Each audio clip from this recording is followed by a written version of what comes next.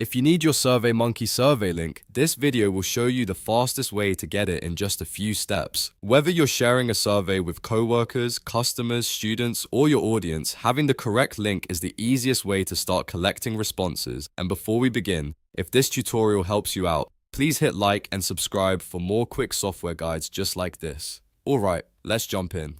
First, go to SurveyMonkey in your browser and sign in to your account. Once you're on the SurveyMonkey homepage, you'll want to find the survey you want to share.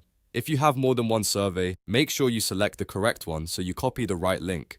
Next, click on your survey. This will open the survey editor or dashboard where you can manage settings, responses, and sharing options. From here, look for the Publish Survey option. This is the section that lets you make your survey available and generate the shareable link. Once you're in the Publish Survey area, SurveyMonkey will show you the options for sharing your survey. This is where the survey link is created and prepared for distribution. Look for the Copy button and click it to copy the survey link to your clipboard. After that, you can paste the link anywhere you need it, whether that's in an email, a message, a website, a QR code workflow, or a social media post. If you want to double check that the link is working, you can paste it into a new browser tab and make sure it opens the survey correctly.